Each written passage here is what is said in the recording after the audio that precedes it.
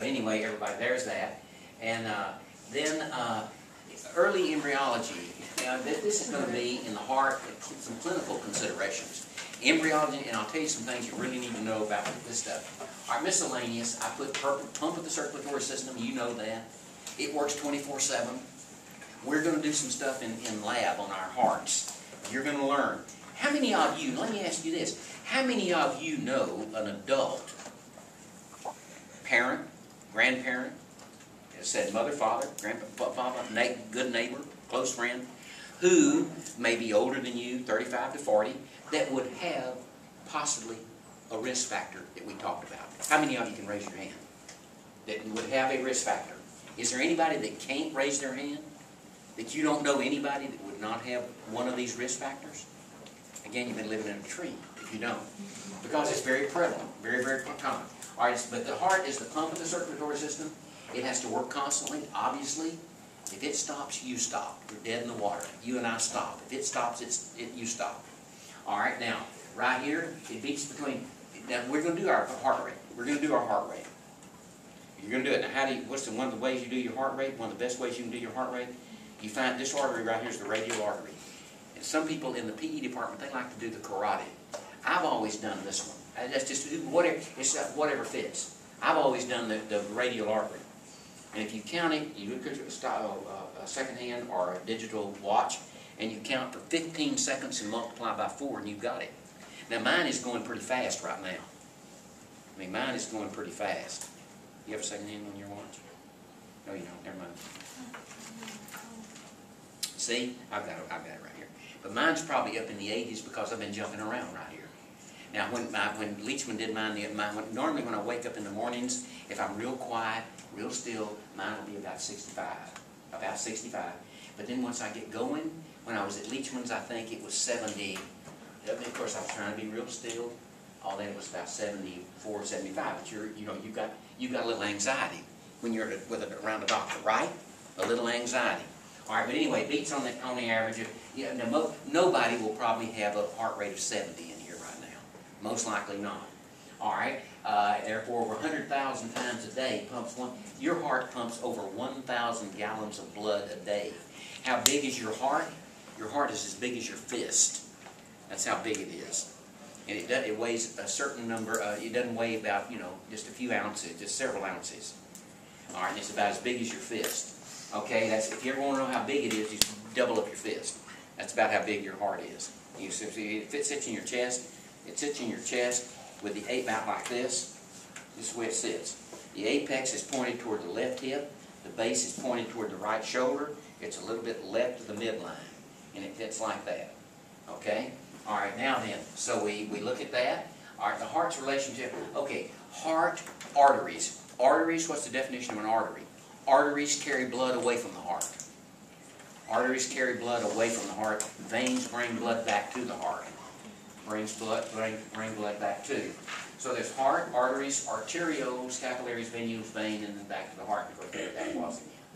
All right, so that's the okay. Now right here, the heart cannot stand not having oxygen. And pains of angina are due to this heart muscle is crying out oxygen. In other words, ischemic heart disease. Ischemia of the heart, ischemic heart disease means blockage. Blood is not flowing through those arteries. If blood's not getting through those arteries like it should, oxygen is not getting to that myocardium. If oxygen is not getting to that myocardium, it says, oh boy, I ain't going to stand for this. Not going to stand for it. And so it's going to let you know. In most cases, it will let you know if it's not getting enough oxygen. Now, what is the term for too little oxygen? One term in tissue is hypoxia. Hypoxia means too little oxygen. And anoxia, see, if you have total blockage, the widowmaker, the left coronary, the widowmaker becomes blocked. That means no blood supply, no oxygen, total anoxia, and the left coronary artery is the main supplier of blood to both of the ventricles, the pumping chambers, the left and right ventricles. And the blood supply cuts off, oxygen cuts off, stops. Cardiac output goes to 0, and the person is dead. They will die. Whether if that one is blocked up all of a sudden. All right, so right here, everybody. Right here, then, more than embryology. Okay, now right here, let me just kind of show you some things real quickly on this one. Oh, let me punch that. All right, now right here, let me just show you this. All right, first of all, don't forget that the heart forms from mesoderm. Now, what we're going to have, y'all, basically what we're going to have the cardiogenic plate, a massive mesoderm, cardiogenic plate. It develops into heart cords, like C-O-R-D. That develops into right and left heart tubes, or endocardial tubes. Then that develops into a primitive heart tube. It's going to proceed like that. So we're going to have heart cords, endocardial tubes, primitive heart tube, and it's going to proceed like that. And the primitive heart tube is going to have some parts to it, which I'll give you what that develops into, and the name of those. All right, in other words, the cardiogenic plate develops at about 2 weeks of age. In other words, this thing is going to get started early on, about 2 weeks of age. Now remember I told y'all in 2401. Y'all remember who Ernst Haeckel was? Ernst Haeckel said, "Ontogeny recapitulates phylogeny." Does that word sound like a big word? Big words? Ontogeny recapitulates phylogeny. That means individual development repeats phylogenetic ascent. In other words, y'all, we go through stages. Our heart goes through an early stage where it resembles a fish heart, a tubular thing, not a four-chamber thing, a fish heart. Ontogeny recapitulates phylogeny. All right, so right here, everybody, it comes on down. The heart cords, that's what I have on the board, cords, elongated strand, develop over the timeline on here. It begins to develop about 2 weeks, but these days, that'll vary a little bit. I don't ever have timelines. I can't remember myself very well. Timelines that well. All right, now right here, there it is. Endocardial tubes. By the end of the second one, right and left endocardial tube. Fused to form the primitive heart, and that's what I said over here.